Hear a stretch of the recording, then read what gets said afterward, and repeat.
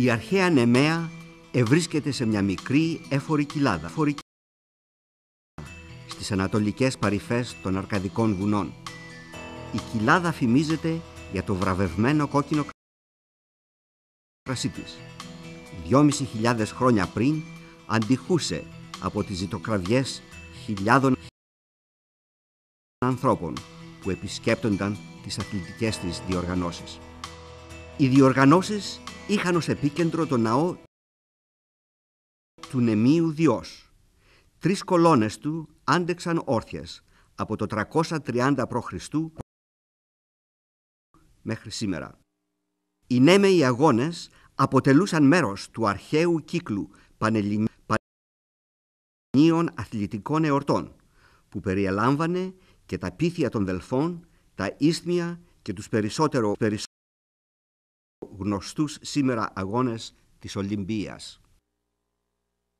Άριστοι αθλητές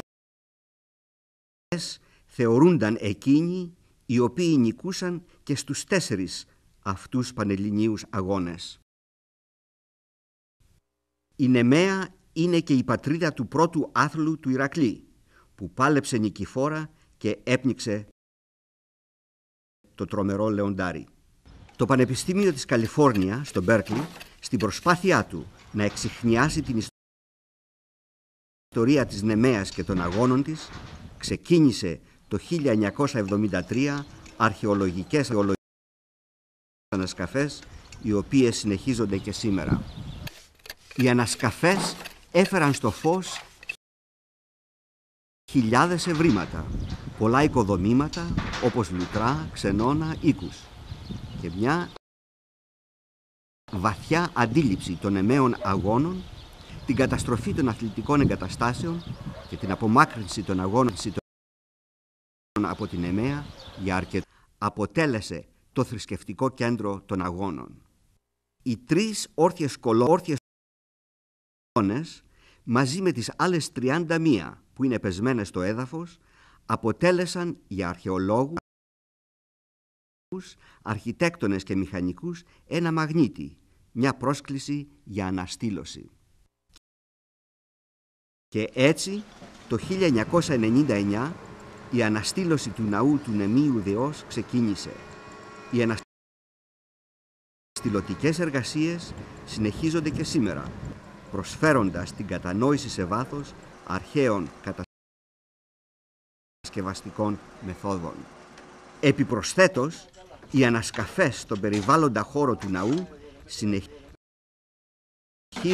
να μας πλουτίζουν με νέα ιστορικά δεδομένα, καθώς η χρονοβόρος αλλά προσεκτική περισυλλογή των αποτιμάτων των αιώνων συνεχίζεται.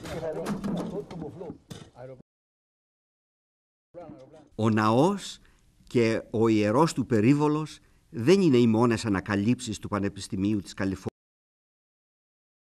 στην Νεμαία.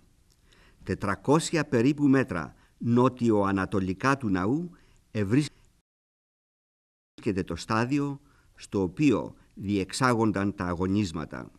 Εδώ, με τον χρόνο, προσχώρησαν που ξεπέρασαν σε ύψος τα 7 μέτρα, κάλυψαν τα ερείπια ενός αρχαίου αποδυτηρίου, όπου πεσμένες κολόνες, κεραμίδια στέγης και άλλα υπολείμματα οικοδομικών υλικών διαμορφώνουν την πλήρη εικόνα ενός κτηρίου με κεντρική υπαίθρια αυλή με περιστήλιο, όπου αθλητές και ελανοδίκες προετοιμάζονταν για τους αγώνες.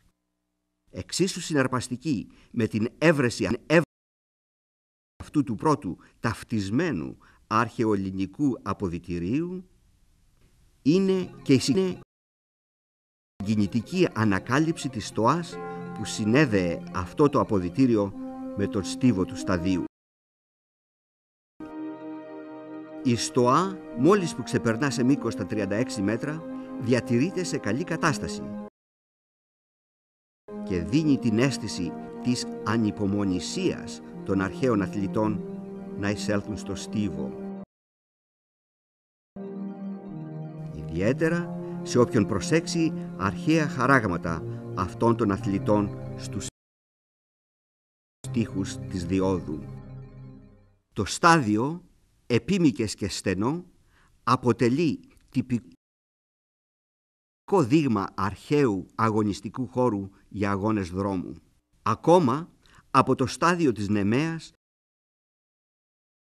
έγιναν γνωστές αρχαίες αθλητικές συνήθειες, όπως η λίθινη αφετηρία με αυλακώσεις για τα δάκτυλα των δρομέων και οι βάσεις ενός μηχανισμού εκκίνησης, η χρήση του οποίου αποσκοπούσε στην άψογη εκκίνηση όλων των αθλητών. Πράγματι, η ύπαρξη τέτοιου μηχανισμού εκκίνησης τονίζει με έμφαση τα αντικειμενικά και μη επιδεχόμενα υποκειμενικές επιρροές κριτήρια συναγωνισμού, τα οποία αποτελούσαν και την εγγύηση καλής ποιότητας των αρχαίων αγώνων. Άκυρες εκκινήσεις και παραβάσεις ετιμωρούνται με ραβδισμό από τους κριτές, οι οποίοι ήσαν κατάλληλα εφοδιασμένοι με μακριές βέργες.